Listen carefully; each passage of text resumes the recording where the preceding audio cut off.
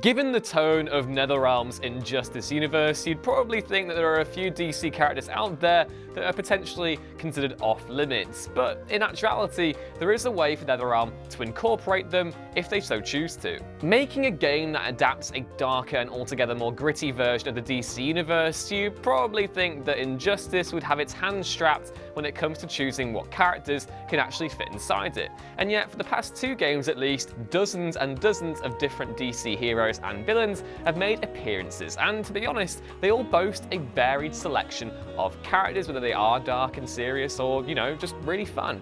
Big pop culture icons like Superman, Batman, and Wonder Woman have all made appearances in the different games, but so have Swamp Thing and Blue Beetle, 2 heroes who, for the most part, your average Joe on the street probably couldn't even name.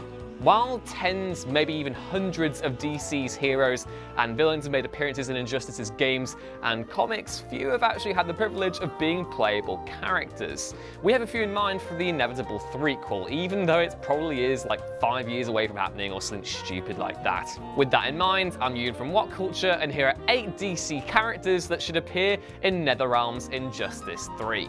But before we begin, don't forget to subscribe to stay notified. Ding, ding, done. Number 8. Saint Walker. While the Lantern mythos has surprisingly been well examined in both Injustice Gods Among Us and its sequel, there is one Lantern Corps in particular that NetherRealm are yet to really pay attention to, the Corps of Hope, the Blue Lanterns. Saint Walker, the most prominent of all the Blue Lanterns, has featured regularly in Green Lantern media since its introduction in 2007, making a big splash in Blackest Night, a DC event all about zombies, and now thinking about it, maybe they should include the Black Lanterns as well. Unlike other Lanterns, however, the Blue Boys have to be in close proximity to their Green counterparts in order to unlock their full potential, and though yes, there are Green Lanterns right across the cosmos, the highest concentration is actually in Sector 2814, which, as you may have guessed already, harbours Earth. There's actually thematic reasoning for introducing Walker as well, as the character isn't necessarily as key a fighter as he is a peacemaker, a really interesting dynamic that you could insert into this new sequel. Number 7. Static. Static Shock is a character that really should have been in the first 2 Injustice games, instead only getting a tiny cameo in the mobile tie-in. Seriously, NetherRealm, what is with that? You could say that the character's omission is an injustice in and of itself, and for fans of Static in particular, his absence has been noticeable. Fans of Virgil Hawkins' TV show shouldn't fret though, because NetherRealm have openly discussed the character in recent memory, and though yes, it does indeed suck that he's not made an official appearance yet, he's clearly on the developers' minds. Where better to introduce him then than in Injustice 3. The character absolutely lends himself well to the fighting game format, being able to fly and have electricity-based powers as well. He's definitely the best electricity-based hero that DC have, so yeah, add that to the cult following and there's really no reason why he shouldn't appear. Number 6. Azrael. One of Batman's allies, depending on the interpretation, whether it's Michael Lane or Jean-Paul Valley, Azrael would definitely fit into the Injustice verse, with his views on crime fighting aligning themselves well with the dictatorial Superman who is still giving me nightmares after he killed Billy Batson. Seriously, that clip, oh my god. Now, for those of you who don't know, Azrael is actually an assassin brainwashed by the Order of Saint Dumas. In Nightfall, Jean-Paul Valley actually takes on the Batman identity, but for the Injustice verse, Michael Lane seems like a better fit. He's already made an appearance in Arkham City, so yeah, there's at least a general awareness of the character, one that gives it enough impetus for an inclusion in an inevitable sequel.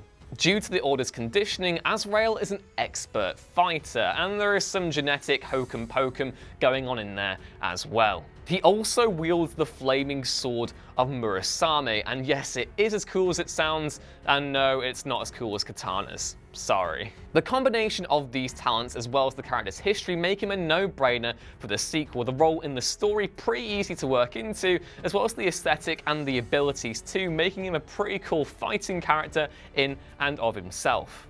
Number 5, Midnighter and Apollo. While not originally DC characters per se, this pair of superheroes would fit right in the Injustice verse, with their ass-kicking talents having never been in doubt. They really are that competent as fighters, and thematically, they make sense to include in the story as well. Midnighter is practically an enhanced Batman, and his counterpart Apollo is pretty much the same for Superman as well. But fret not, there are enough nuances and differences in the characters that makes their inclusion worthwhile. Including the pair in the next Injustice game would make for a fantastic parallel with World's Finest duo, and bring some much needed diversity to the roster as well, with both of them being a couple in the comics themselves. Number 4, Booster Gold. Booster Gold has had quite the resurgence as of late, and yes, that is a very, very good thing. The character had a key role in a recent arc of Batman, and is set to take on a leading role in the upcoming Heroes in Crisis. For Injustice though, he has also appeared in the comics themselves, being a leading character of sorts. It makes sense to include him in the new game. Michael John Carter is actually from 25th century Gotham City, only becoming a hero after he steals some artifacts from a museum in Metropolis. His original goal was to go back to the 20th century and earn a tidy living for himself, but after the death of his sister, Gold finds great responsibility to match his great power. Gold's technological abilities and his frequent use of time travel make him a really interesting pick for the next Injustice title, throwing the fact that he had a pivotal role in the comics as well, and there is a narrative basis to include him, which is really, really cool given how brilliant Injustice's 2 stories have been so far. Plus, he brings some much needed joy to the Injustice world as well, at least for those who are yet to read the prequel. Number 3, John Constantine. Constantine, and yes, it is Tyne, Google it, has yet to really make a big splash in the Injustice verse despite appearing in the comics as a regular star. The Scouser is a master of the occult and is also DC's premier con-man, having deceived countless beings over the course of his comics. There's also the fact that the character knows the pathway between heaven and hell, and with that in mind, there is loads of cool imagery you could use were he to be included in the next Injustice title.